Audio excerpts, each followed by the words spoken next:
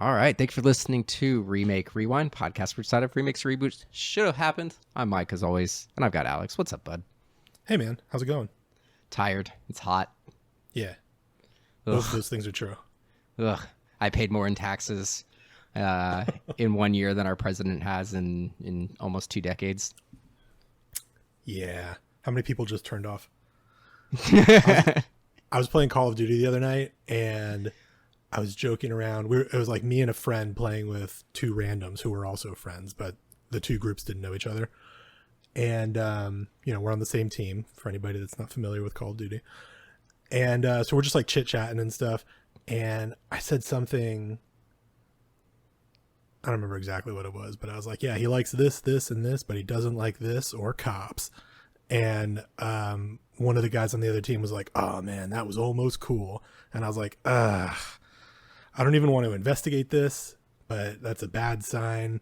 I just want to play my stupid little video game where I'm an army person and I, sneak around and shoot other army people. Speaking of video games, I've been seeing that Fall Guys game that you've been talking about. Like, it's just like blown up over the last 3 weeks. Like, I've seen so many memes with it now and like celebrities talking about it. And I'm like, it's crazy. Is the thing. Apparently there was going to be a sequel and they're like, we're going to scrap the sequel and just like develop this one a little bit more since people are kind of finding it now. Like, why invest all the money in a sequel when we can just do a patch and clean this one up a little bit and get more mileage out of it?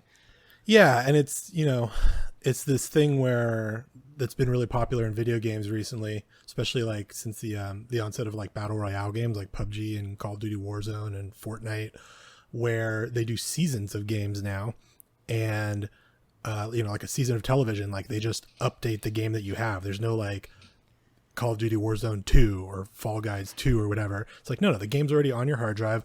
We're just going to add some cool new stuff and call it, season 2. It's weird. It's an ever-evolving living organism. It's cool. I was playing PUBG on my phone. I played PUBG on the phone before I played on the console, and I actually kind of like just playing on the phone. Yeah.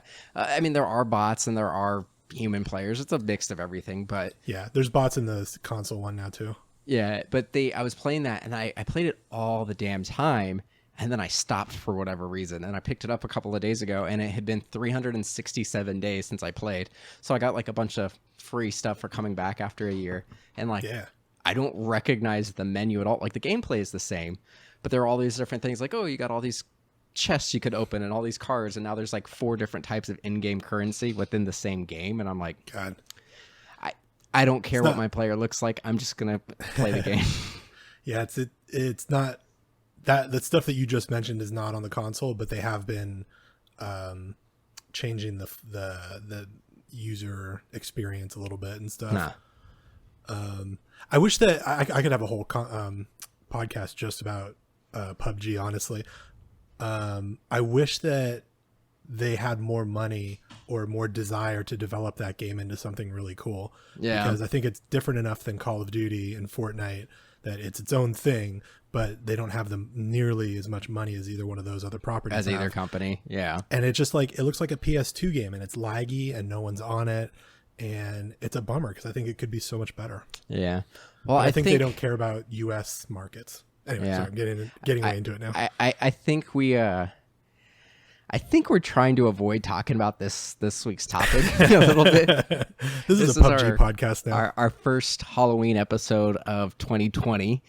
And we decided we wanted to do a classic franchise. And I don't know why we didn't do this in the first 3 years of the podcast, but we're doing it now. But we're doing Friday the 13th. And what we decided to do, I honestly thought there were 2 remakes, but apparently there was supposed to be a remake in 2017, and then it got delayed, and then it was supposed to come out this year, and it got delayed and stopped. And so there's actually only been the one remake, and then all the weird semi reboots in the first 7 or 8 movies. But what we're doing is we wanted to talk about Jason, so we're doing Friday the 13th Part 2 and the 2009 remake. Not Jason Kidd of the Toronto Raptors. No, of course, Jason Voorhees. So I wish we were talking about Jason Kidd. I'd rather talk about that. But yeah, we did Friday the 13th Part 2 and the 2009 Friday the 13th. And I have to ask you, this is more your area of expertise. I know you're the horror film like connoisseur, and I know this is like a slasher film. This is like a subgenre of horror overall. I think when people think of horror, though, like just the mainstream, they think of slashers. I think like the first thing that comes to people's mind are Michael Myers, Jason Voorhees, Ghostface, Freddy Krueger. Then maybe zombie movies after that. Yeah, and I don't even think that people can like. I think that's a far second, actually. Yeah, I think they just think about that being a zombie movie. Yeah, it's almost like its own genre on its own at this point. I don't know if I'd say I'm a connoisseur, by the way, but I appreciate that. I mean, you're right. That's like your wheelhouse. It's my wheelhouse. I'll take that. Every time I've been to your house, that's like what's on your projector. And oh yeah, what did I put on for that Halloween party? I think you had like VHS or whatever, like one of the things that has a bunch of little films. All the dudes were sitting around watching it. Well, a bunch of us went over. We're like, this is creepy because it was like a bunch of like creepy images and videos, but there was no audio, so there was no context to what we were seeing. So we weren't sure if it was an actual film or if it was like just weird shit for the sake of being weird. I thought it'd be a pretty cool thing to put on for a Halloween party. Maybe for this next Halloween party, I'll put on VHS too. Oh wait, we don't have Halloween parties this year. Canceled. Yeah, this is a dour podcast. Yeah, which is actually really fitting for the remake of this garbage movie. Yeah, well, or this garbage remake of the movie. Being the connoisseur of horror, not connoisseur. But ask your question. The Jason is iconic. Like you can't debate that he's an iconic character. He's permeated pop culture. He's done 8 movies, a TV show. Has his own video game. He's been in the Mortal Kombat games. His mask is literally the logo that is on horror genre sections or something. Exactly. I think it's the most recognizable image in horror.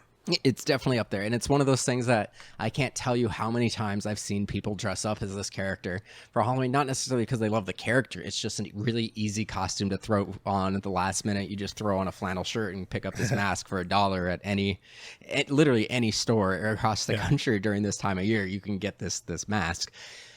So what do you think makes this character iconic versus, I mean, he's kind of a ripoff of Michael Myers.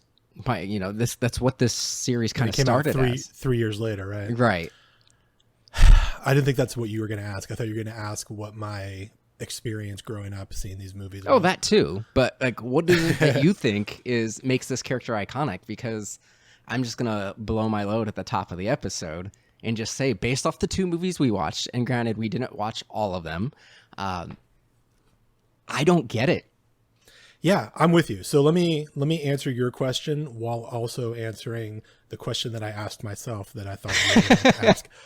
I grew up watching a bunch of horror movies, and this franchise was not on my radar growing up. I knew about it. It was on my radar, but it wasn't something that I made a point of watching all the movies. I haven't seen all the movies. I've seen the first 2. I've seen Jason X and Freddy vs. Jason. I feel like I've probably seen more of them than you then. So. Yeah. Like I was super into Michael Myers. Yeah, I was super into Michael Myers and Halloween. And Scream is like the movie that came out when I was at the right age that like brought me into that world. And it's like it's probably my favorite slasher movie. But yeah, these movies like didn't interest me that much. And obviously I saw the first couple and they just like didn't resonate with me. So I didn't bother watching the rest. And I actually remember seeing the Jason Goes to Hell cover at Blockbuster. With the snake thing coming through the mask. Yeah. And it's the metal mask. Yeah. And I was like, what's going on? What is this movie? I remember thinking that was really, really rad when I saw it at like Blockbuster. Now, granted, I'm a couple years younger than you.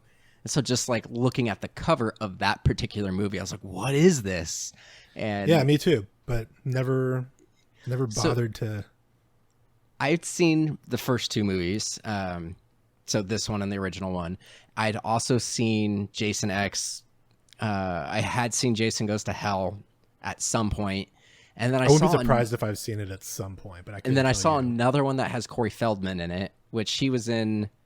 He was either in the 3rd or the 4th one, and then had a cameo in the one after that. So Corey Feldman was in 2 of them. And then, Freddy vs. Jason. I remember liking Freddy vs. Jason. I thought it was super weird. But going into this, like, I feel like my connection to Jason is more like the spoofs, like seeing a knockoff in The Simpsons, or I played this really fun game that was kind of a cult classic. It was called Zombies Ate My Neighbors on Super Nintendo.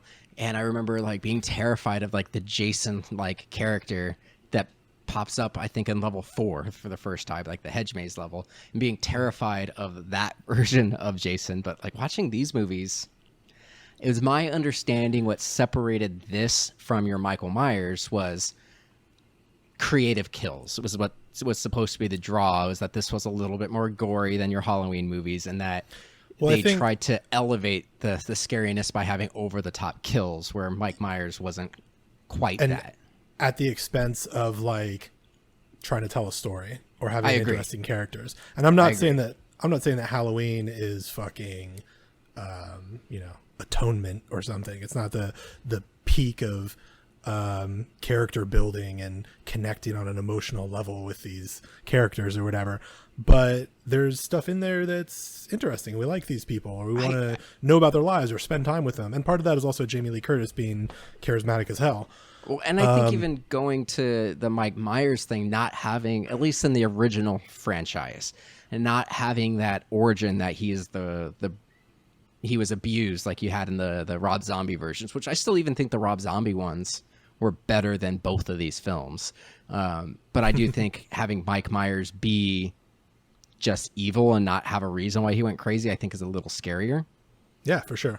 And I think to answer your question, I think that Friday the 13th is easier to make fun of than Halloween, so it ends up getting talked about a little bit more because it's such an easy target, but it also isn't trying to be anything except what it is. Except I don't know if it knows what it is trying to be, though, because it changes so often. I think it's just, well, I mean, that's kind of what I'm saying, though. I think it's like mainstream, lowest common denominator, big air quotes, horror, where it's just like, yeah, like teenagers get naked, they get killed. Like it's when you have like your cliche like movie producer, it's like chomping on a cigar or something, and he's like, yeah, I don't know, let's just make a horror movie, like get some tits in there, we're gonna kill a guy, like it's gonna be fun. Like, the kids are gonna love it. I don't give a shit about it. I don't care about horror. I don't watch horror movies, but I want to sell some movies, and I think that's what this ends up being. I think some people are going to argue with me about the original series, but I think I'm definitely right about the remake. I think you're right with the original series as well. So I really tried to find out why, and we're clearly not talking about the movies because I don't think we'll get to it, but I don't necessarily think either of us have a lot to say about either of these films. But I went on kind of a deep dive. I read a bunch of articles. I was on Wikipedia and trying to figure out like who these movies were for, how did they do, and they were only a couple $1 million, and like the first one made almost 20 million. They're like, oh, that's a pretty good profit for like the early 80s, and they didn't spend a ton. So then they did the second one, and they bumped it up to like 2.2 million, and it made like 20 million. And then the third movie was supposed to be the last one, and then it did well. So they're like, oh shit, we need to do another one. And then the fourth movie made a little bit less and cost a little bit more. But like none of these movies up until the 2009 one did more than like $20 million. So like none of these made a ton of money. And then it's weird that they just kept going because they pretty much had one every year for like 12 years almost, where they might have had like an off year where they didn't have one, but they just kept putting more and more money into it, and eventually like they had one, they bumped it up to like $5 million, and then it only made like 18 million, and it's like they were getting less and less money back and spending more and more. Still a pretty good profit though, and it's but and you know that you're gonna get it, like it's not a gamble. But even during the 80s, like you were expecting more of a profit than that, because that's just the production, that's not the marketing. So it's like it's not a ton of money. And like they also had an issue of like none of the actors ever wanting to come back for these movies beyond like a cameo in the next one. So like this movie started with kind of like a flashback like previously on, and shows the reveal of the last movie that it was Mrs. Voorhees, not a man, killing everyone. And you see her get defeated, and then the heroine from the first movie is trying to move on with her life. She's talking to her mom on the phone, and then she hears something, and then Jason just shows up and shoves an ice pick at her head. And she didn't want to do it because apparently she got like a big stalker after filming the first one, and was like afraid to be a celebrity. So she's like, just kill me at the beginning of this movie. And it was like 12 minutes before we got the I wrote that down too. Yeah, 12 minutes exactly before we got like the opening. Like Friday the 13 minutes of exposition. She didn't want to be in it. What's weird about this movie is we're kind of presented, I think the character's name was Shauna. Honestly, that's the other thing about these movies is there's so many characters and they're all pretty much the same person that it's really hard to track any of the characters and what their names are. That's funny because I feel like that is a thing in the new movie too, in the remake. Oh, it's in both of them. But yeah. Sandra is the person that we kind of spend the most time with, which was the girl at the beginning of the movie where she's coming into town with her boyfriend, and then their car gets towed as a prank from their friends. Which is a good prank, by the way. I wrote that down. Yeah, I thought that was a pretty good twist. Solid prank. Because it's like, they're getting like the big city people going into a small town. The small town doesn't like them kind of thing. I was like, oh, nope, it's just a trick. Like it kind of tricked me a little bit. If you have access to a person that drives a tow truck and you have them tow your friend's car, that's funny. Yeah, it's a pretty good prank. That's a good prank. I thought it was a good prank. But also, how does that dude know that the kid's not going to like rip off the dude's rear view window or something? It's like a high stakes prank. Well, and the other thing that was weird is like they're in a glass phone booth that's facing the street where their car was parked, and they don't notice it conservatively. Very deliberately not watching. A 5-minute scene of them like on the phone and this not going. The pacing of this movie is insane because it starts with that taking 12 minutes to kill. Not as insane as the remake. Yeah. But like it's that, and then nothing happens for like almost like another 30 minutes. I think it was at, let's see, I wrote it down when the next person gets killed. Give me a second. I wrote a ton of notes just because like I was trying to stay engaged. 32 minutes. So it's another 20 minutes before anything happens. And this movie is only 92 minutes long with the credits. It's not a long movie. Yeah. So we're presented as the Sandra character, as the main character, because they're our first introduction to everything. We kind of follow her and her boyfriend around. Like they are sneaking out of camp. They're finding dead animals that they think might be their friend's pet dog that they don't want to tell. They're sneaking all around. By the way, there's a cut from Jason looking at the dog to a hot dog cooking on a barbecue that I thought was really clever. Yeah, I saw that too. I like that. So like we're presented like she's the main character. And then they get killed like halfway through the movie, a little bit more than halfway through the movie. And then we get Ginny is now kind of the protagonist of the film. And she's top billed, but she doesn't do anything in the movie really, except for show up late to the camp orientation. These movies are not concerned with us being interested in their characters. No, we don't have to like them, but being interested in them. Well, and it's not interested in like telling a story. It's impossible to be interested in them just because there's so many, and then you're changing who is kind of the protagonist throughout the movie. But the person who survives until the end is somebody who has almost zero screen time until the last 20 minutes of the movie. It's These movies super are literally weird. Engineered so that you can like make out in the back and like leave the theater to go get popcorn and come back and stuff. And like, not really miss anything other than maybe a kill or two. Yeah, because you don't care. There's like so many characters going on. Like these movies are like products. They're not. You want to hear something crazy? They're not concerned with art. Sandra, who, if you were just to start watching this movie, you would think is the lead character of this film. She was 16 and told the producer she was 18. So they actually filmed a full frontal sex scene with her. And then it got cut because like after the movie was completed, they found out she was 16. Do they not have to? I know Hollywood's a little bit different, but I know they still require to fill out an I-9 of some kind with some sort of ID. I mean, I looked at that chick and I was like, oh, she does not look like she's 18. So that doesn't surprise me. I think that before the 80s, 16 was kind of an 18. And no, I'm serious, man. I don't think I'm wrong. I think people were not concerned about that as much as much. Now. I mean, it was enough that I'm not endorsing that either. They couldn't clear release the film with this footage that they had of her, but I mean, but this still happens. Like Mila Kunis, and there's also like a bunch of stories about people lying about their age and getting away with it. I think Tracy Lords did the same thing. Right? Yeah, Mila Kunis did it for that 70s show. She was only like 15 when that show started, and she said she was 18. Yeah, and that's the 90s, right? But still, like, how do they not check that before casting, because it's like there are labor laws and everything. Your wife works in Hollywood. Like, people being negligent with paperwork shouldn't surprise you. Yeah, it's true. But I thought that was weird. Ask her about the time it takes for her to get paid from a project that she worked on. It's here in Los Angeles, now that she's union, it's not as bad. In San Francisco, on non-union stuff, they were allowed to pay her like up to like 90 days after the project was done. So there were times where she'd be like waiting and waiting and waiting. Now she typically gets paid like a week I hear or so horror after stories about like I know some people do. 5. I think if you're union, it's very hard for them to do that to you. Sure. If you're non-union, you get boned. It's so easy to not talk about this movie. Yeah. my note that I had quite a bit was a lot of these movies, this clearly already had the tropes of the slasher film, but one of the big tropes that you have of all these kind of horror films, when you have somebody from a big city coming into a small town, there's always like the crazy old man who's like, don't come in here, get out of here, it's not safe. Just in that movie, Cabin in the Woods, it's the Harbinger. Yeah. They make a joke about it. It's such a great movie.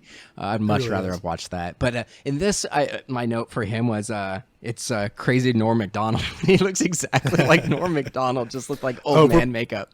If we're playing this game, one of the girls in the beginning looks like the waitress from Always Sunny in Philadelphia. Yeah, she does. Really looks like It's crazy.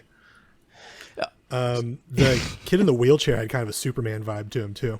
Oh, can we talk about how fucking ripped all of these kids are? And also how that none of them are kids? Like, I don't think they're 16-year-old. I think they're supposed to be college age. Like, they say that, but it's weird because they're like, this isn't your regular summer job. Like, it has stakes. But talk counselors, about like camp counselors, I think are routinely teenagers. Like teenagers, so typically. It's not clear. But they were allowed to go to bars and stuff. So presumably, now granted, it's possible, but it seems like at least some of them were like 20 something. Like, they were all drinking and it's with this very stickler by the buck boss who's like letting them do it. So I would assume they were all like early 20s. I think it's confusing because they all look like they are late 20s or 30, and they're being made up to play 17-year-olds. Yeah. But then they're actually supposed to be 21 or 22. But this very confusing. This is like a staple of these movies. Like, you go and look at the original Carrie. You had John Travolta, who was like 27 or something like that when he did that. I mean, that's a staple of like TV and it really wasn't until like the last 10 years or so that they've started to try to get people who look young, like your Tom Hollands, who look like they could be a teenager when they're in fact 19, 20. That's a pretty new thing. Not a teenager. Yeah. I mean, he looks like a teenager, but he's actually 19. Yeah, he's supposed to be like 15 in those movies, and it's like, yeah, he passes as 15, sure. But that wasn't a thing. Like, you had Tobey Maguire as a teenage high school student. Such a good example of that. So, yeah, so it's like, come on. But all these kids were like fucking ripped though. Like they were all ripped. Even the dude in the wheelchair had like 8 fucking abs. What was weird about the wheelchair one, and this is very early on in this type of film, but the sexually charged people, like, they just had like a girl who just met him, who doesn't know him, and she's just like, she gets the other people to leave, and she's like, hey, we're gonna play these video games to decide who's in position, and then like starts asking him like, how did you get crippled? How do you ever think you're gonna walk in? And we get this like, I don't believe that I'm gonna walk again, and then he gets killed like immediately after. And he keeps on saying he's in training for something too, right? Does he ever say? Yeah, but we never say. We're never told what it is that he's in training for. This is like almost the room level dialogue. Yeah, it's just like non sequiturs, and it's like not the way that people actually interact. I wrote that down, by the way. Purple Sweater has such a hard on for Wheels. And then the poor Wheels gets pushed down a fucking staircase, man. Well, he gets the machete in the face and then rolls back and then goes down. Yeah. Machete in the face was pretty good. The other one is just like, so many of these kills were like telegraphed. And I think the only thing that makes these movies, and I'm not the first person to say this, and I think a lot of people comment how movies today don't do this very well, is the music is kind of what gets you uneasy. I think Halloween did it, even this to an extent, that has that really uneasy, frantic music. But there are times where it's like, clearly they were trying to get the best shot possible, so they literally have like for 3 to 5 seconds someone's head on screen. Like, all you see is like a black background, like of the night sky, and like shoulders up, and it'll be 3 to 5 seconds, and then you just see a machete in the face, and it's just like, it kind of took me out of the movie almost every kill, because pretty much every kill was 3 to 5 seconds of seeing a face blank, like not even screaming, just a blank face, machete. It's almost like this. It's not a very well made movie. No, it was weird. Speaking of things that are not very well made, Jason is a horrific carpenter. Did you see his fucking house? The funniest thing about that to me is that it doesn't look like it's a dilapidated building. It looks like it was built that way. You know what I mean? It does. Like it doesn't look like a building that once was normal and has fallen into disrepair. It looks like a building that was constructed using material from other dilapidated buildings. It looks like Charlie Bucket's house in the Tim Burton version of Charlie and the Chocolate Factory. It's just this nonsense thing. It almost looks like a Winchester Mystery House without the budget. It looks like a Winchester Mystery House made of driftwood. It's like a shanty, like a homeless group of people who built a Winchester Mystery House out of pallets and just random scraps of wood. There's they get inside and there's a shot where they open Jason's closet and look inside, and and they look at his he's got a toilet too. He's got a bathroom, but the walls and the doors are all pieces of fucking driftwood, man. They're all soggy, weirdly destroyed pieces of wood, and it's just why even construct a bathroom? Why does he have a door on his bathroom? He lives in the middle of the woods, and nobody goes into the woods specifically to avoid him. Well, yeah. I think he has an armoire. The time to ask this question, and it's funny. So almost nobody from the original movie was in this. So Tom Savini, who's a iconic special effects guy. He worked with George Romero on Dawn of the Dead. He's great. He did all the special effects and the makeup and the gore stuff for the first movie, and he didn't come back to this one. And then he ended up doing the third movie because they said, we're going to stop at 3, and he wanted to close out the franchise that he helped create. But he just was like, this makes no goddamn sense. Why wouldn't Jason have revealed himself to his mom in the 20 plus years that has happened since? Just the general conceit of this movie makes no sense. Yeah, which is a theme that they carry through the franchise. Yeah, and I think it's slightly better in the new one, and we'll get to it. But I mean, God, this movie was just nothing about the remake is slightly better. I'm gonna disagree with you on that, but we'll talk about it. So I'm just going through my notes. Yeah, I'm just seeing nobody was worried about that dog, by the way. No. Well, it was funny. Nobody's worried about anybody. No. Well, the only worry they had about the dog was they just didn't want to deal with telling this person that their dog might be dead. And then at the end of the movie, we get this really happy music that they see the dog, and it's just and then Jason jumps through the window. That's kind of funny though, because that's a callback to the first movie. But the Jason jumping through the window was so bad. The prosthetics on his face was just ridiculous. They made a point of showing it too, they in slow motion in multiple angles. Yeah, a weird multiple angle too. And then their weird friend, by the way, that did the prank was a writer on Star Trek: The Next Generation. Oh, yeah. And that's where the movie ends, and then the third movie, it's weird. There's this whole thing where she puts on the mom's sweater from the old movie, and then pretends to be her, and then Jason kind of falls for it, and then doesn't. I kind of like that. It was just I was cool with it. I think it's something they brought into the other one. I like it just because it's embracing being weird. Yeah, but God, this movie sucks. Jason's home is pretty easy to find, also. Yeah, I mean it's literally just around the corner. It's absurd how it's close it is to their camp, and they're like, yeah, don't go anywhere near it. And there's a point where the sheriff is like, hey, you're doing a lot of great things for these kids, but it seems like this is the first time the camp is open. So how do these people know about this? The camp counselors good deeds with children, and they all seem to know that Jason is still alive out there. Yeah, and it seems weird that they would allow this to happen. His fucking cabin is just right across the lake. It's there. You could see it through the trees. It's ridiculous. Yeah. I don't know. We haven't talked about really any of the deaths. The only death that I think it's weird. I think the machete to the face over and over again. The machete, there's a point where he sets a trap, and this guy is in gets lassoed and then pulled up into the tree. I forget what those type of traps are called. And then Jason slits his throat with the machete. All these things are pretty graphic, but apparently this was going to be rated X or NC-17 because of when Sandra and her boyfriend, Sandra and Jeff, are having sex, who, once again, we're led to believe they're the protagonists for the first half of the movie. They get impaled by like some sort of spear, but all you see is him wield the spear, and then you see the spear hit the ground with a little bit of blood on it. Apparently that scene was too violent, the double impalement, so they cut it. But apparently on every DVD and VHS release, there's like an image of them like seeing their bodies with the spear through them on the DVD releases and VHS releases. So it's like, how was this bad enough to cut from the movie, but it's totally cool in the marketing material?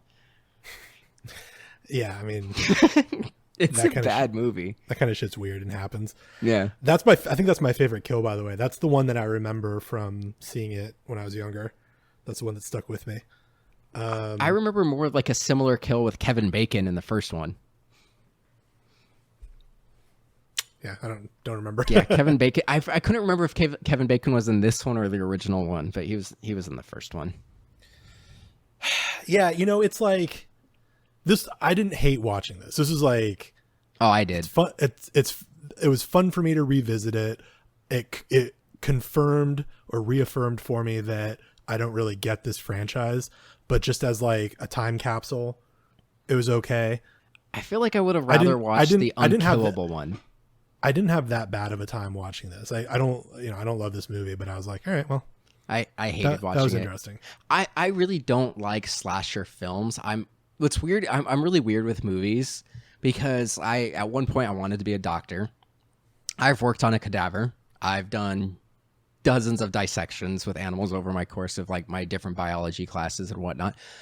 If a documentary came on right now with like an open heart surgery and you saw everything, I could totally watch that, no problem. But for some reason, like gory films, for whatever reason, just don't sit well with me. I don't like gory films, and I don't like gruesome, especially gruesome ones. So I don't like any of Eli Roth's movies. His movies. I didn't like why can't I think we talked about it on what have you been up to, bud? But Midsommar and Hereditary, didn't like those specifically for their scenes that were just overly graphic and overly gruesome just for the sake of it. This type of movie didn't really bother me because it was so cheesy and fake looking. So I was a little concerned about going into the 2009 one because I'm like, oh, this is probably just going to be super gory, and I was pleasantly surprised that it really wasn't that bad. But like watching this one, I kind of wanted to watch like the absurd ones where after he almost is like a supernatural entity where he's unkillable and whatnot. Because like this just, I didn't really get it. Like there were times where like he would just scuffle with people, and then there were times where he just like would brutalize them and like nothing would happen. Like he would just like walk up and machete someone. And then there's one where he just like scuffled with a guy for like 10 seconds and it was fine. Like and then power levels are kind of inconsistent. Well, and it's like sometimes he's just a cold-blooded killer, and other times like he'll just scuffle with somebody and leave them be, and then let that person come back to save the damsel in distress at the end so she can get the final kill or defeat Jason or whatever it is. And I don't get that. I know it's a trope, but it just doesn't make any sense when you have a mindless killer that they wouldn't do it. Yeah, I mean, we don't have to like elaborate on this, but I think there is a fine line that makes watching, gory kills or scenes or whatever fun versus hard to watch. And it kind of extends to entire movies too. And this might be a good segue into the new film. I don't know if I feel this way necessarily about this movie because it's pretty goofy, but definitely the new film, I just wasn't having any fun with it whatsoever. So when the kills come on, I'm like, I don't care. Like, it's not serving the story. They're not like crazy creative, they're kind of interesting or whatever, but it's even like, the Saw movies are a good example of like, well, yeah, they're a good example of like torture porn movies. The Eli Roth might even be a better example. Those are really creative kills. And I think at least in Hostel, you're a little bit more invested in like the story and also the message of the whole movie. Right. I think that's what like sets us Hostel apart from the other like torture porn movies that came out around the same time. Is that it actually was like trying to say something about Americans going into other countries and taking advantage of shit. I think that's fair. Being fucking American. But in this movie to a certain extent, and definitely in the remake, I'm just like, I don't give a fuck. I'm not invested in these characters in any way. I haven't been given the chance to be invested in them. Like No. the movie doesn't even care if I'm invested, and that's No, even not more at of a all. turn off. So it Especially makes it harder to enjoy, you know, the imp of the perverse, like enjoy the kills. Is it when you look at, I'm just going to use, actually, no, I'm going to save this until after we talk about the second one. I think we can have a better wrap up conversation about kills and character development in slasher films after we talk about the new one. So before we get to the new one,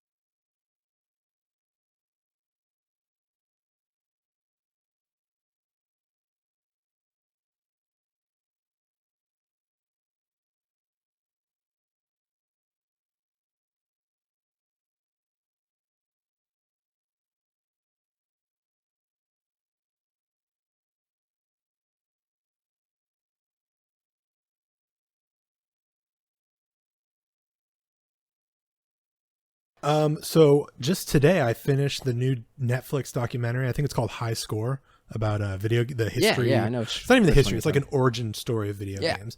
It's pretty cool, man. It's like 5 episodes, 30 minutes each. And it's this like deep dive with really good interviews, and it's shot beautifully about the beginnings of video games.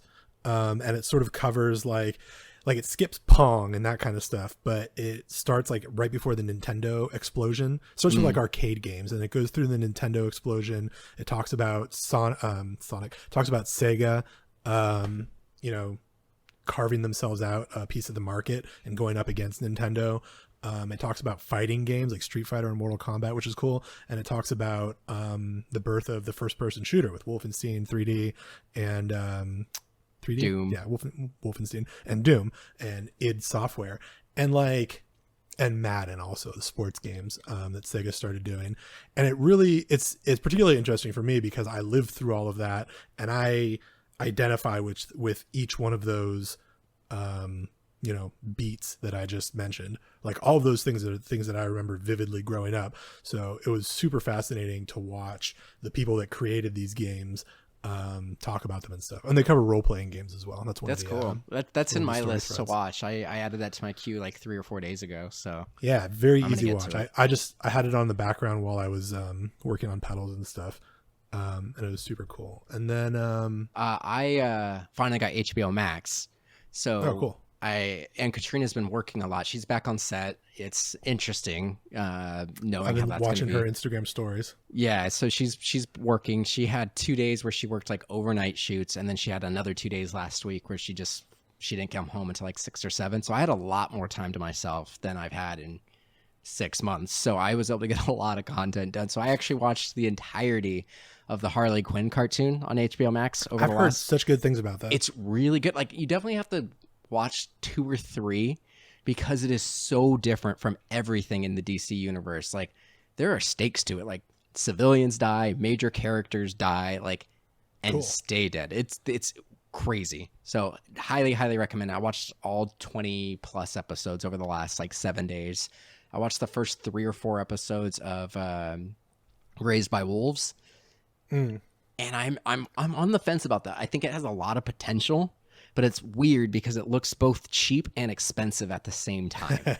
So it's like it's expensive for TV. Is it all at once? It's weekly. It's already has like 9 episodes out, and there's only one more coming out. So it's weird because it's well acted. It has a great sci-fi concept, and there's certain parts of their special effects that look incredible, but the costumes look like PBS documentary costumes kind of thing. Like the costumes are weak. Some of the CG is really bad. And now granted it's for TV, but it's weird. Like it looks cheap and expensive at the same time. Yeah. I think I remember feeling that way about Westworld, the new season. Yeah, I think that's fair too. Like Westworld had some great special effects and other stuff. You're like, interesting. I'll check out Harley Quinn. That sounds cool. It's fun. I also watched the Batman versus Dracula. It's terrible, but fun. I watched Lake Placid, which is a blast. I've been wanting to watch that one again. That one's a short one. It's only like 88 minutes. Yeah, it's good fun, man. Starring Bill Pullman. Fuck, I'm afraid his name.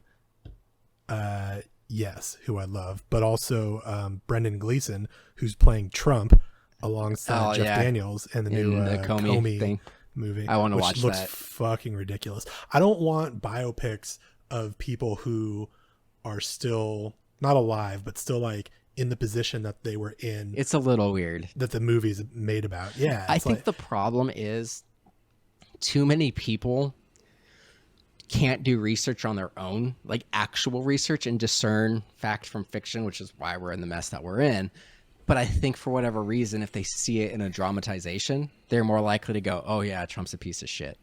Right, because we're Americans. Yeah. I also watched Magnum Opus, the making of the Jay and Silent Bob reboot. Oh, really? It's kind of cool. That's funny. What else did I watch? You and I should talk about the Jay and Silent Bob reboot. Did you watch it? I haven't, because I didn't like Jay and Silent Bob Strike Back. I like the rest of those movies. I like Your Clerks. I like Chasing Amy. I like Dogma. I like Mallrats. But I cannot stand Jay and Silent Bob Strike Back. Yeah. I mean, this is a whole other episode that we can do. Actually, oh my God, we should do Jay and Silent Bob Strike Back and then the reboot. I really don't want to. Hell yeah, we're doing that. We can. We can do it after November the 1st. Stuff. We can do it. Yeah.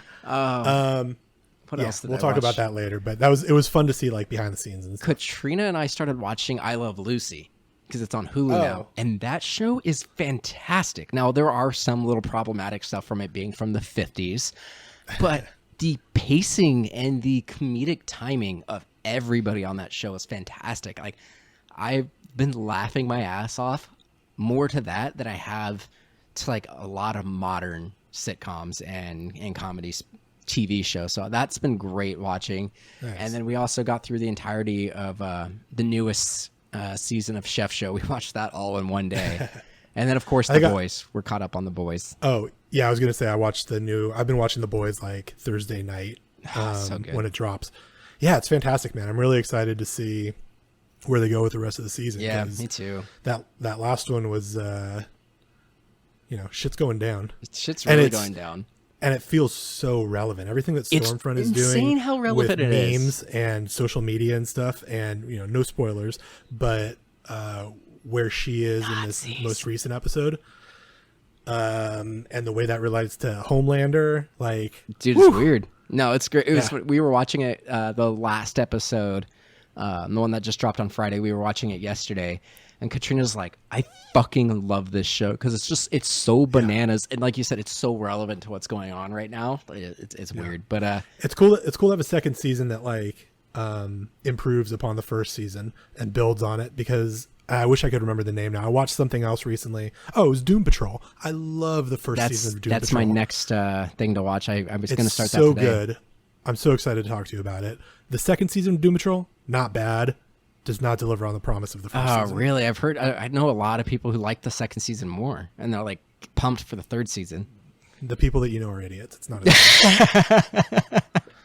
Yeah, no, it's fine. Like, I'm ready to watch it. I'm excited. I've been wanting to watch it for months, and I just hadn't had HBO Max, so finally got that. I had to hack my Fire Stick, 'cause I have an Apple TV in the living room, but I have a Fire Stick in the bedroom, and Amazon's like That's straight hot. up like, we don't want HBO Max on this. And they discontinued everything else for HBO, so I had to like hack my Fire Stick to put HBO Max on there. I'm immersed in the Apple ecosystem, so yeah, my Apple TV gets it. Yeah, Apple TV is pretty great. All right, I think we should get to the 2009 so we can. No, I want to avoid talking about. I this know movie you some do. more. So Bob's Burgers. You know is what we really didn't good. do That's for all the I wanna last say. one, and we just kind of got Burgers into is it. Fantastic. And then we got into this one, and I think we should do. We didn't do the summary of the last movie. A bunch of co-eds end up at a lake and then get killed by Jason. Yeah, that's it. That's this one. This one's a little bit different. It's a bunch of co-eds end up at a lake and get killed by Jason, but Jared Padalecki's looking for his missing sister as well. See, they tried to introduce some story. Now, did it work? No, but at least they were trying. See, I'm going to disagree with you to an extent, because the only thing that I did, like, I liked having a point of view character that had a clear motivation. Yeah, it's great. I'm not going to say this movie was good. It wasn't. The first 15, 20 minutes of this movie, I kind of was like, oh, this is better. And that, part of that is, 40 years worth of filmmaking, better technology, better cameras. Because I thought, like, when they were out in the woods and everything, I thought there were some really great shots and cinematography in terms of, like, getting the environments and setting up where things are. There's a handful of, like, really cool shots. Like, there's one that stuck out to me where Jason is standing on the roof and it's like a low angle. Yeah. And he's just a silhouette against like a blue background. I thought that was really cool. I like that. I wrote that one down but too. There are like shots that are out of focus. Yeah, there were a couple. When they're talking to like in the first act, they are rolling into town. Not in the first act. It's like after the 20-minute pre-credit scene, so I don't even know if that counts. Let's see. So when they roll into town, 3 minutes 10 seconds before we got the title screen. Unbelievable. There's oh my god, I can't talk. When they're buying stuff and they first meet Jared Padalecki, the cashier at the gas station is a Coppola, by the way. I don't know if he's a Coppola or just a Coppola, but the dirty OTS on him is fucking out of focus. Oh, and I was like, what are we doing? This is like a professional movie. It's a Michael Bay's production company. You want right? Like, something crazy? What Michael the fuck Bay are we doing? walked out of the premiere of this movie saying there was too much sex in it. What? Yeah. There's not even that much sex. No, there's not. So granted, I was surprised by how little nudity was in the second movie. Not that I need it. I think for the most part, most nudity in most movies is gratuitous and doesn't really add anything to most But this films. is like the movie. This is part of the genre. Yeah, exactly. So I was surprised that there was really only like one scene in part 2 from the 80s. Well, they had to cut one out because They had to cut one out because it was a minor. But in this one, like, you get it right away. And what I was I'm going to say my biggest disappointment in this movie right after the top is, instead of doing a remake or a reboot and trying to do something on its own and make this a legit scary movie, which they could have done. Like, they kind of did that with last year or the year before, whenever it was, when we had Halloween, where Jamie Lee Curtis is back and it's been 30 years or whatever it's been. That was a legitimately unnerving movie. The pacing was good. Because it's concerned with art and telling a story. I agree. And I thought that this should have it. And I thought that we might get that a little bit with the introduction of Jared Padalecki. I kind of thought it was kind of fun initially. I think it did go on too long at 23 minutes. But I did think it was a little interesting to have this like almost pre-credit stinger to show what Jason is and what he's about, and then get to the meat of it. But it was so overacted and super cheesy, and people making, like, the music was bad. Like, that was the biggest thing that I hated about this, was like the thing that made these movies so, I'm not going to say good, but so effective was, like, I think in the 70s and 80s, especially with the John Carpenter films, because he did a lot of his own music, was the score, like, really set that mood. And they had, now obviously we use jump scares like crazy now, but the jump scares were in cue with the music, so it was a lot more effective in the old movies. And this one, the music was terrible. Everything was telegraphed. There was nothing that surprised me. There was never a kill that came on where I didn't expect the person to get killed in that exact second. This movie came out in 2009, And, you know, part of the reason that the original Friday the 13th work, which goes back to your original question, part of the reason that they're iconic is because they kind of know what they're doing. They're kind of like, it's campy and they're not taking themselves too seriously. And it was also like, they're doing something that's still relatively new at that time. Right. Doing, you know, a slasher movie or like a slasher movie like that is part of that genre. You know what I mean? Right. When Psycho came out, there wasn't slasher movies. Yeah. So it still feels fresh and new and stuff. You get to 2009 and they're doing stuff in this movie that is like would have been out of vogue in 2000. Well, what's weird and is, even by then it's like Platinum Dunes it's just did super cliche. A Texas Chainsaw Massacre remake, prequel, origin story just a couple years prior to this, because I was still working at the movie theater when that came out. So I was at the movie theater from 2004 to 2007, and I remember seeing that one in theaters and thinking, I think they did Freddy vs. Jason too, right? Freddy vs. Jason was a couple years before that. It was before, but that was Platinum Dunes as well, I think. No, that was Paramount, and it was before Platinum Dunes. I think it was before. I think Platinum Dunes started with Texas Chainsaw Massacre. I could be wrong. But don't quote me on that. But it is the same studio that ultimately did. No, New Line Cinema did Freddy vs. Jason. Well, New Line did this too. I think what I'm just trying to get around to is like if people are not familiar, Platinum Dunes, I believe, was founded specifically to do like horror remakes. Initially, yeah. They haven't gone very well. No, they haven't.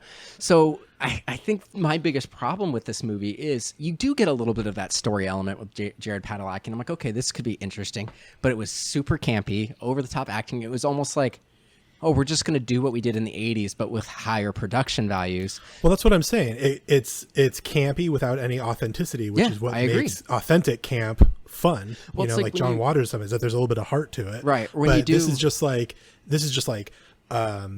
passe and like way 30 years beyond when it would have been interesting. It's like trying to make a B movie on purpose. Like when you look at a lot of those movies that go directly to sci-fi or directly to Netflix, those people didn't set out to make bad movies. They set out to make a movie, and through a lack of funding and not being able to get quality actors, not being able to do quality special effects, the movie's bad, but they're campy and fun to watch. Now, there are people like the Sharknadoes who do go set out to make campy films. And I think that those movies are, as successful as they are because they know what they're doing and they're just having fun with it. I think that's the key there. I don't think this was that. Like, I think they're just like, we're going to just assume people are going to watch this for nostalgia, to the point where apparently every single kill in this movie in the 2009 was based off a kill from the first 4 movies. I read that too. Which is insane. So that ties into my point that this feels like, or one of the points that I wrote down, this feels like, you know how you watch like true crime TV shows, like cheap true crime TV shows, and they do reenactments of crime. That was Katrina's bread and butter in San Francisco. She did one per. You're allowed to be the lead in 1 episode per season, and the studios out there liked her, and they film them on Treasure Island in San Francisco. And so she did 1 episode of each show, reenactment show, every year while we were in San Francisco. So these things always look cheap, and they're kind of silly, and it's like people reenacting these real life scenarios. That track for you? Am I right here? Yeah. Okay. So this movie feels like they're doing those types of reenactments, and they're just doing like highlights of the first 4 Friday the 13th. It was like they had a union project. So they had a little bit more money. It was like a union reenactment show versus a non-union one. So like what's weird about this is I want to go back to Michael Bay saying there's too much sex, which I think is hilarious because like he started with his Aaron Burr Got Milk commercial, and then he did like Victoria's Secret commercials, and then he like super sexualized women in like he sought out Megan Fox when she was 15, not realizing she was 15. And then they made her like a bikini model because they couldn't have her be a bartender in Bad Boys 2. And then they have her become like a sex icon in Transformers. And like, it's weird hearing that Michael Bay thought this movie was too sexy. And like, it was so Shout out to Jennifer's Body, by the way. I hate that movie.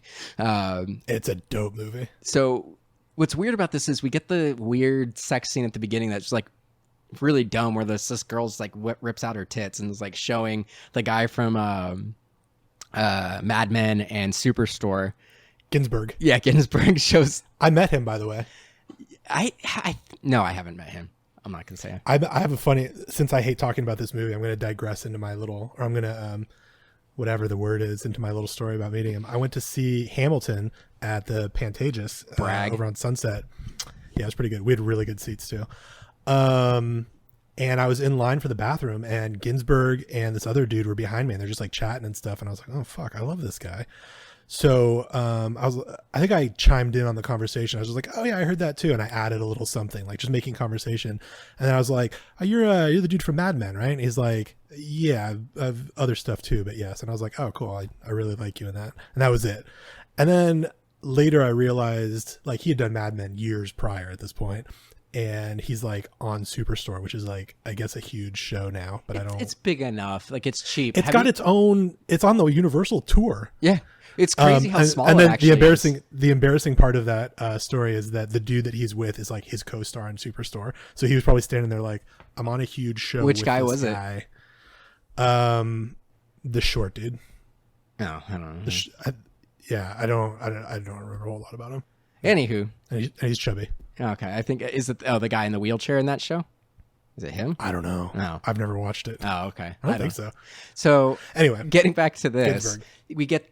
Yeah, Ginsburg like just sees this girl with her tits out, and then the friend's like being all awkward, and then goes, and like they have that sex scene, and then the only other sex scene in the movie, it's super weird. Like I didn't really understand it, but everybody gets killed. Like we get this like 23-minute pre-title scene where these two guys who bring all their friends camping under the guise of going on a camping trip. In reality, they're going to pick up some weed that a friend of theirs grew in the forest. 3 guys. Was it 3 guys who were in it? I thought it was only two. It's two couples and then the nerd. Well, no, only 2 guys were in on the drug thing. They were trying to keep it on the DL. Okay. Yeah, so it was like the nerdy guy and then like the cool guy. Are trying to pick up drugs to sell, and so they trick everyone into going camping so they don't have to go out there alone. And they all get killed except for one girl. Her name is Whitney, and then her boyfriend. They end up going to Camp Crystal Lake. They find a locket that has a picture of Jason Voorhees' mom. Like this movie starts with like a recap of a first movie that didn't happen. So first we get like a thing of like a flashback of a girl killing a woman who we find out is Jason Voorhees' mom, and then Jason Voorhees finds his mom, and he's like a child. So like that one makes a little bit more sense in that like maybe in this version the first movie was only a couple of weeks after Jason presumably drowned. So I think this one cleans up that mistake from the original franchise a little bit better. But everybody gets killed except for Whitney, because she finds this locket and it has a picture of a young Mrs. Voorhees, and she kind of looks like her. So Jason just decides to keep her alive. And then we get that's kind of like the second movie. Exactly. So then we get Jared Padalecki. 23 minutes. 23 minutes in, and then we get... It could have been covered in 10. Yeah, easily. And that's long. And so then we get Jared Padalecki is her brother, and he's like going around town trying to find her. And then we get like this rich guy and his friends and Danielle Panabaker, who are just going to... Killer Frost. Yeah. They're just going to the rich guy's like cabin on the lake. And like everyone's like, is that young McConaughey? Is it young? No, that's his friend. I don't know. One of them looks like the young Matthew McConaughey. He looks exactly like Daisy Confused. I don't know. I didn't get that vibe. But what's weird it's about a good movie, you should see it. No, I've seen that movie. I'm saying I didn't get that vibe, but you know, it's fine. We don't have to see everything the other person sees. Your eyes don't work properly. But. So what's weird about this one is they kind of set up this like conceit that like if they stuck with it, kind of would make sense that Jason has always been around, and the locals just know you don't go in these certain areas and you're fine, you're safe. You would think that the rich guy who spends all of his summers there would semi know about this thing, but even if he didn't, I didn't understand why Jason was going after them when they really kind of stayed in that cabin for the most part. Did anybody? I watched this movie. I watched this movie 2 hours ago, and I don't remember anything. So about before who was the first kill? So the first kill of our the people were actually following Right. after the 23-minute thing that was not relevant because nobody survived that was It's not relevant at all. they killed the one of the friends. Oh, the one that you probably think was like Matthew McConaughey. I guess I get it. But he goes out on the boat with his girlfriend, and then Jason just shoots a bow and arrow at him and like kills him, and then the boat hits the girl. You know who the blonde in this was? That's Willa Ford. She was like a singer in the 2000s. The one that like got. Oh no shit. She got hit by the boat, and then like she's No, I remember hiding. that. I don't know who Willa Ford is. She had that song. Is like I wanna be bad. Because it makes me feel so good. It was a really shitty 2000s So was song. that kill before Killer Frost and Padalecki showed up in Camp Crystal Lake? Yes. So they go through. That makes sense. So he sees people on the lake, and then people break into his home. Yeah, but he and then he killed follows them back. before they ended up at that. And he ever Yeah, actually. but maybe they're in the wrong part of the lake. Maybe. But then. Why am I defending this Yeah, movie? but then why does he go to that house when like they're already dead? And he didn't like he knows somebody went to his cabin, but he doesn't know who. He didn't see them. So they go to the cabin looking just Yeah, you're right. This is another thing that makes no sense. So far up to this point, literally every single person that Jared Padalecki sees, he's like, "Hey, have you seen my sister? Here's a flyer." And like to the point of it like bugging people. Like he goes up to this one person and she's like, "Yeah, Jason's around, like don't go to certain places." She doesn't tell him where he shouldn't go. She's just like people who are are outsiders don't know where it's safe to walk. Well, she tells him to leave. Yeah. She's like, "Yo, your sister's dead. Like, stop poking around." So he also ends up going to like, this is another thing that makes no sense. Like, I'm just going to name a couple of killers that make no sense. So then he ends up at this like wood shop or something, but there's this like hick running. With little Kev. Yeah. Running a wood That didn't chipper. connect with you, did it? No. Say it again. Little Kev. From also from Always Sunny. Oh, he's the rapper guy that snap! D thinks is special, but he's R-word. not. Yeah. And then he writes the rap about it. Okay, got it. And he does he's the same character in this movie, except he's a hillbilly. Yeah. So Jared Padalecki. He does the snap, yo. He does. He totally does. So he shows up. Jared Padalecki shows up and like startles him while he's wood chipping and is like, "Hey, have you seen my sister?"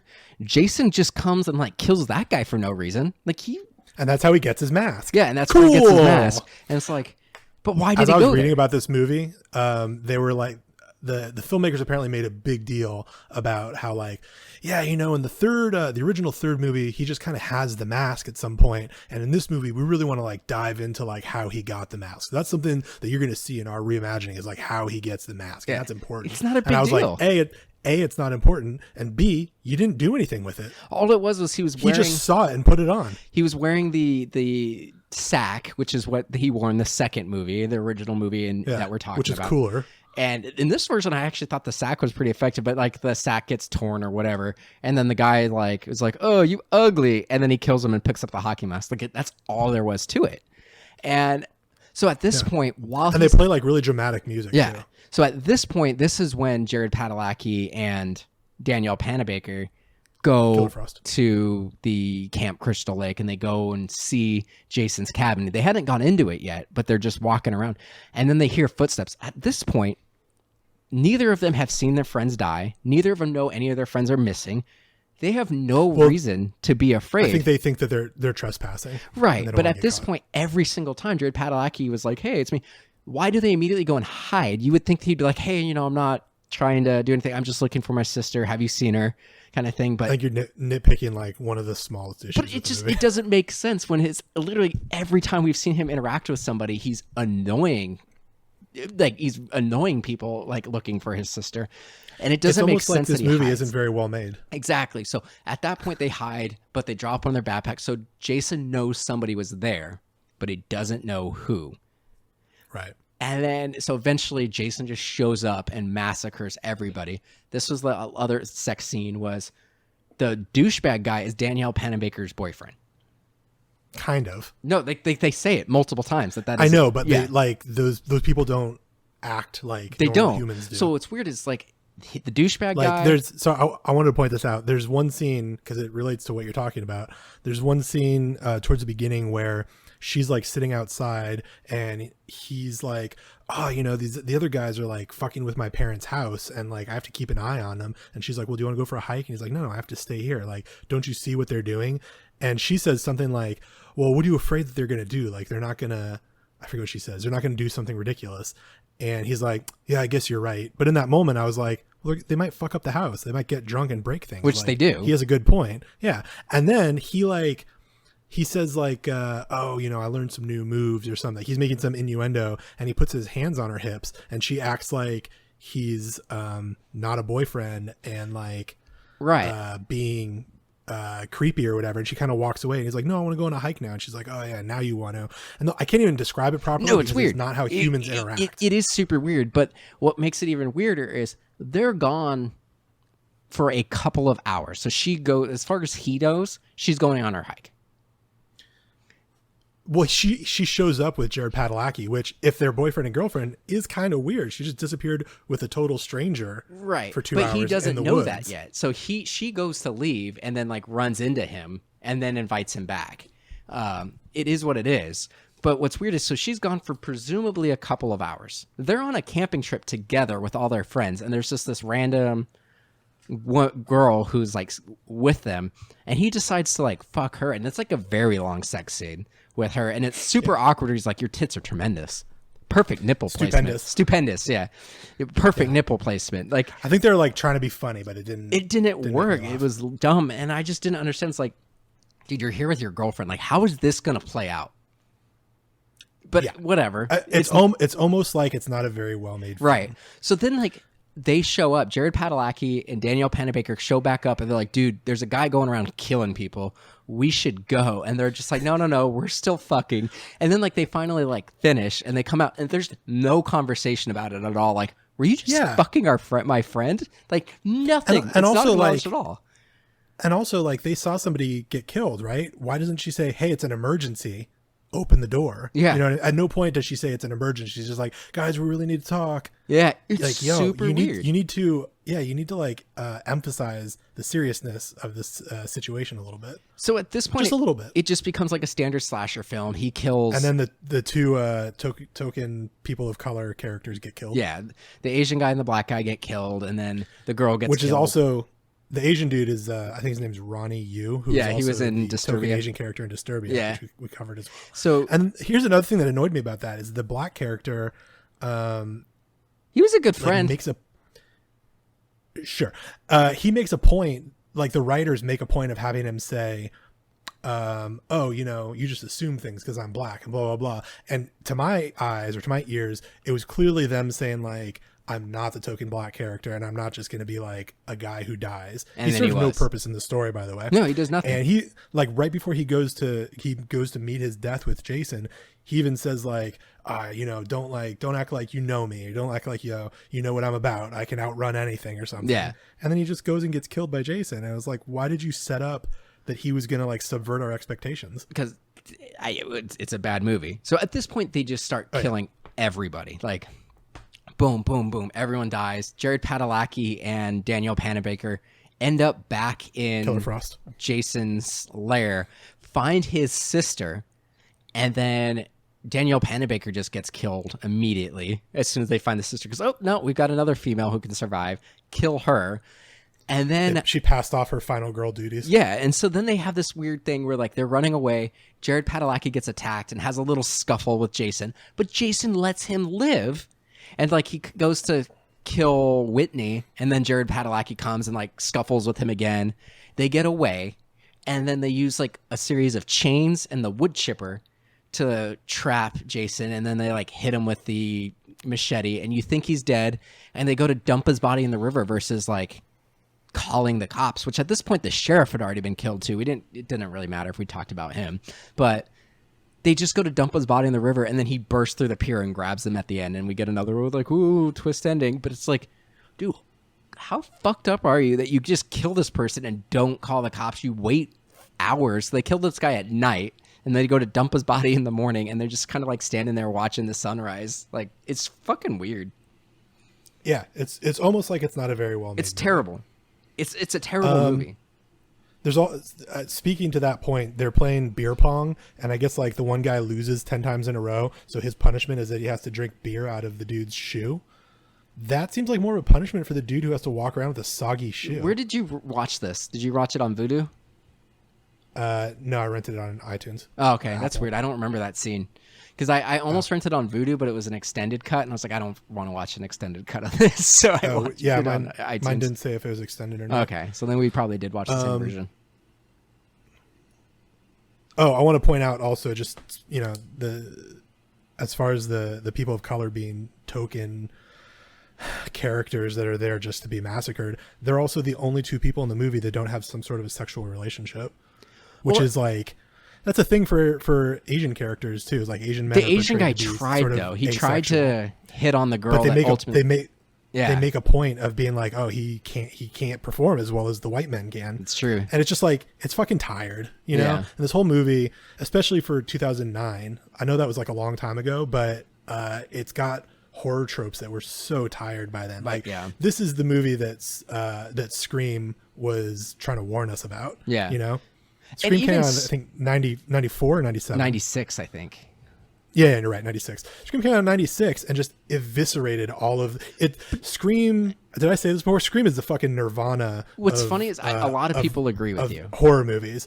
Like, Scream comes out and hair metal all of a sudden is not in vogue anymore. Like, it's a joke, you know? Right. When Nirvana came out, Motley Crue couldn't do their thing anymore. Right. And that's how Scream was for horror movies. And we end up with this thing, and it's just so fucking frustrating. And Cabin in the Woods, too. I'm on a whole thing right now. Cabin in the Woods did the same, or, not to a lesser extent, did a similar thing that Scream did, where it's like, hey, all of these fucking movies are bullshit. We need to do something new, interesting, and try and move the genre forward instead of rehashing the all same this garbage over and over again. And what's funny is 2009, dude. The Scream thing, a lot of people feel the same way as you do. You haven't worked with them yet, but they're on like a hiatus right now. But there's a group of 3 guys. Their podcast is called Get to the Movies. It used to be called Get to the Podcast, but all 3 of their hosts have been on our show at least once. Some of them have been on our show 2 or 3 times. And for 2 out of the 3 of them, they brought up how Scream got them into horror films. It got them into watching the Halloween movies and these movies and whatnot, and really got them into it. And I know a lot of people like that. I saw Scream a couple of years after it came out. I was a little too young to watch it when it first came out. I was like, if it was 96, I was 8 years old. I was a little young for it. But I saw it, a few years later when I was like early teens.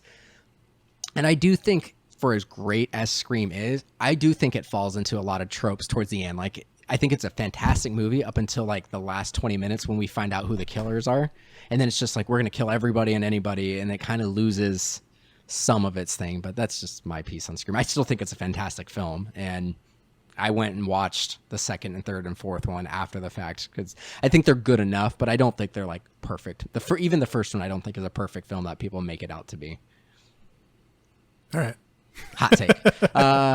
So generally, I'm not. Yeah, I mean, I wouldn't say it's a perfect film. It's very fucking effective at the message that it's trying to send for me. So I think, God, it's torn because I could see remaking this franchise. I get it. Sure.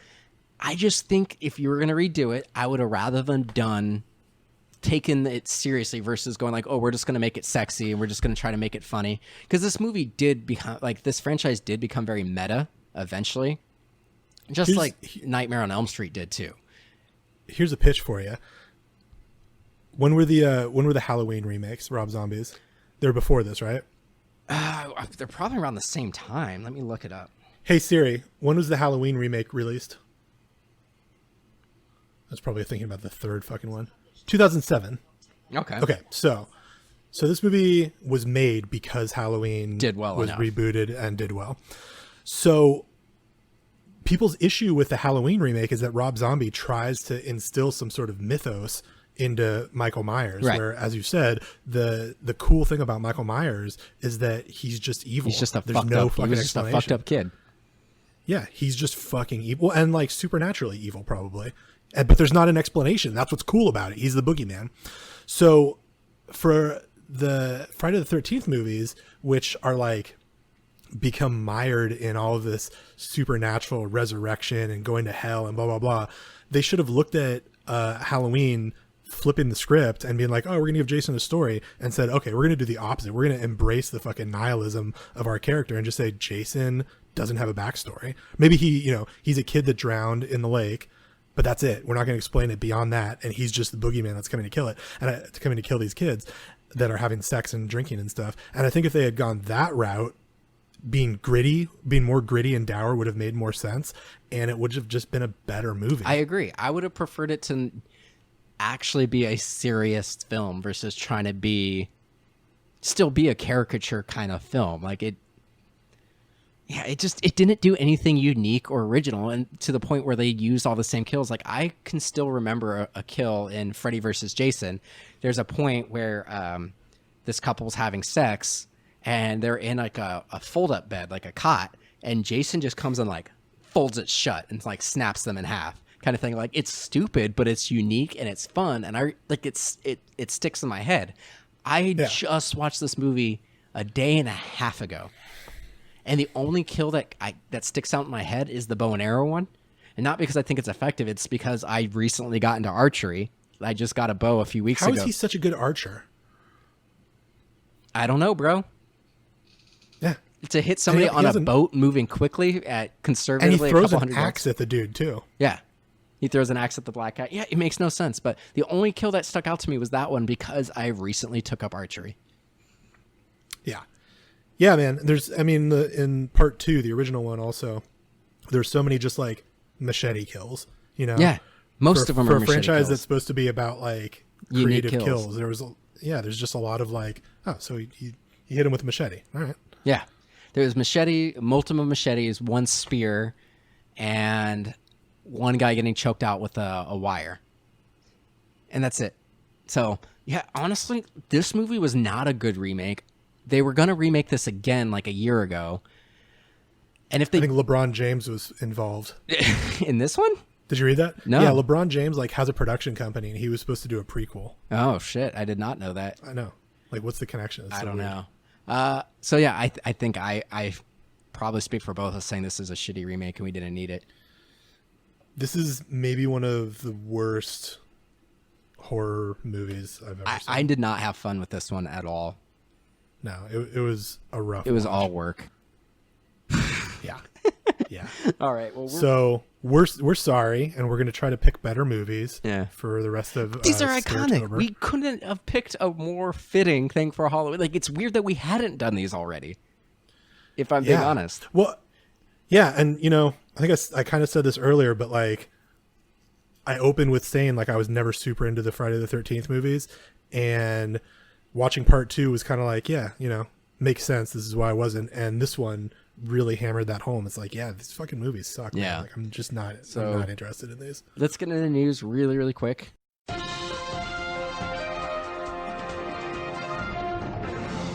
Yeah, we're going to talk about the news now.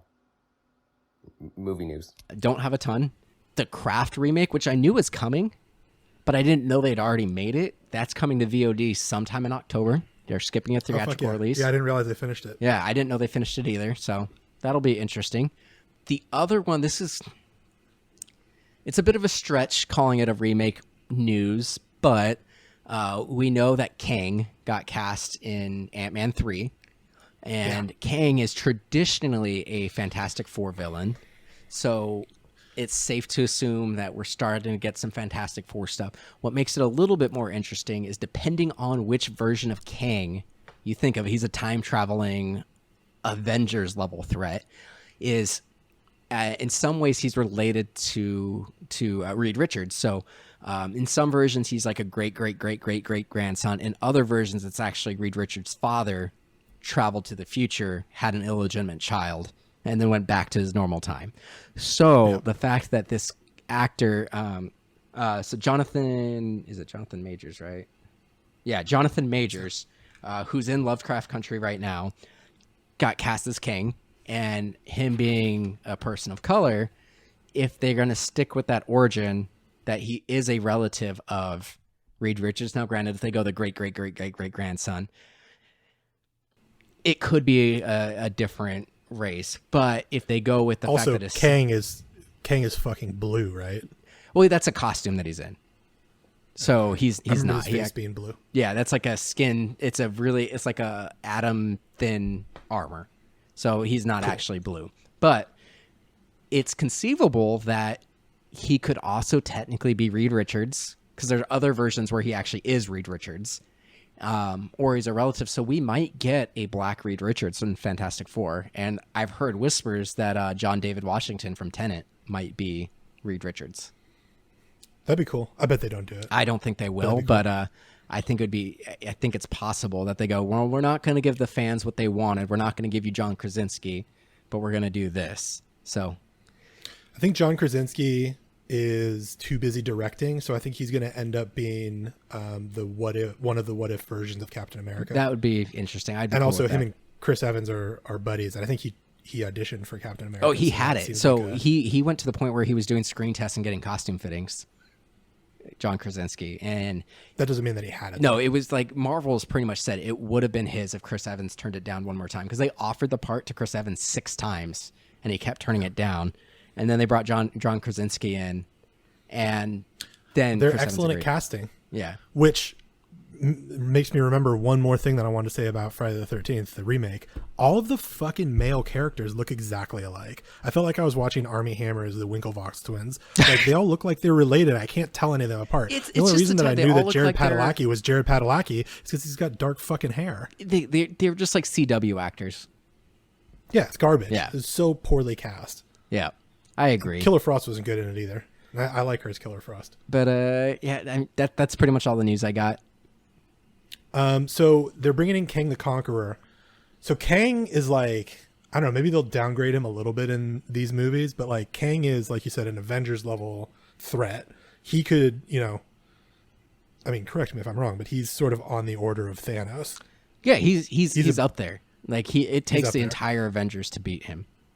There's no way that they're not bringing Doctor Doom into the MCU. Eventually they will. I'm thinking if I'm taking an educated guess, I'm thinking we know that the quantum realm is also like an alternate dimension, and we've seen that. So I think we're getting that. I think we might get him as Kang as a post-credit scene, like him getting out of the quantum realm because of things that happened in Ant-Man 3. I don't think he's the villain of Ant-Man 3.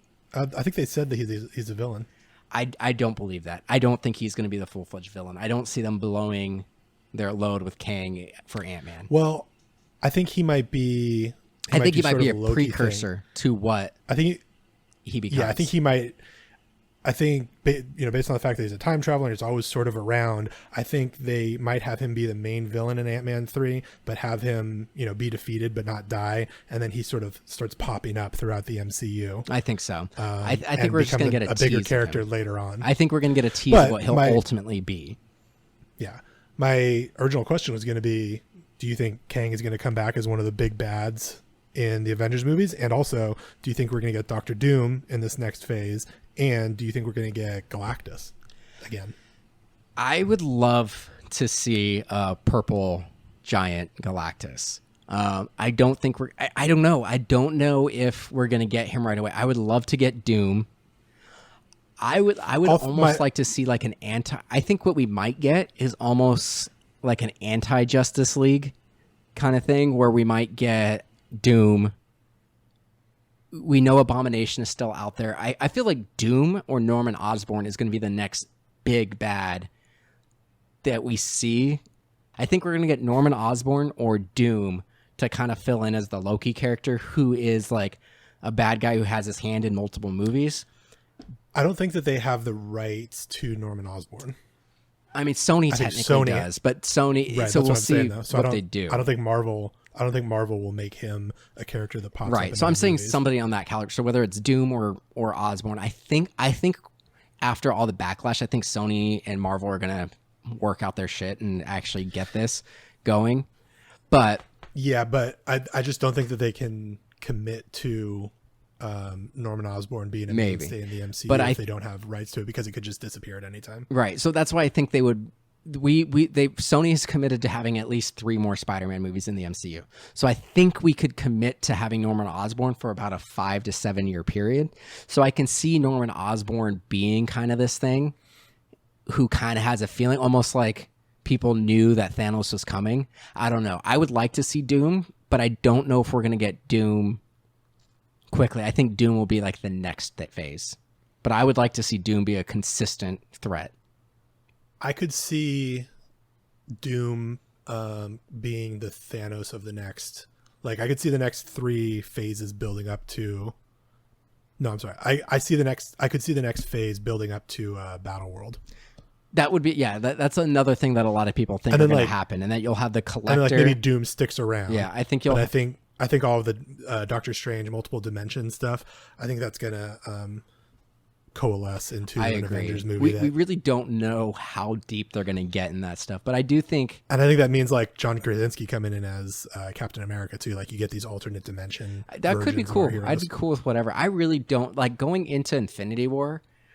I kind of had a feeling, and I was pretty close. I'd say I was like, of all my predictions going into Infinity War and Endgame, I would say like 70 to 80% of my predictions were right.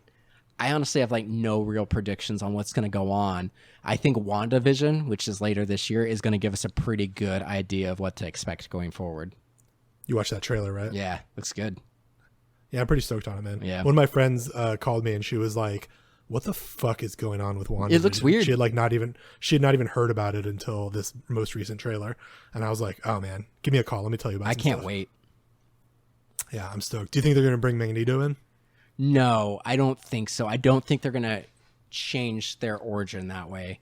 I do, if I were a gambling man, I'd say there's almost 100% chance that we get Aaron Taylor Johnson back as Quicksilver in a cameo. Yeah, the cameo for sure. Yeah. I don't think Magneto's going to be in WandaVision. I don't think so. I'm saying I don't think he's going to be in WandaVision, but I think they will bring him in and tie him to Scarlet Witch at some point. Maybe. I definitely think between WandaVision and Doctor Strange 2, we'll start figuring out how the X-Men will come in. Yeah, for sure. All right. Well, this is I could do a whole other podcast on what I think is going to happen in the MCU. Give us your plugs, and then we'll wrap it up. Yeah, I'm on Instagram at dyslexic, DYSAlexIC, and I'll be putting up a new shirt, I think by the time this episode launches. Nice. It's going to be this really cool only women's cuts shirts that say Final Girl in the Halloween font on the front. Nice. So if that sounds interesting to you, keep an eye on my stories. I'll post it up there. If you want to follow along with what I'm watching, I'm on Letterboxd at Palishi, my last name, and I'm also on Twitter at Palishi. Nice. And you guys can check out everything that's MDXpods related at MDXpods.com, Twitter, Instagram, and Facebook, all at MDXpods. If you want to support the show, you can check us out at if you want to support the show, you can check us out at patreon.com/MDXpods. For the last few weeks, on our off weeks, we've been doing Fast and the Furious bonus episodes. We've got a couple more. We've got 4 more, because we didn't do them in order. So we've got 4 more for the official ones.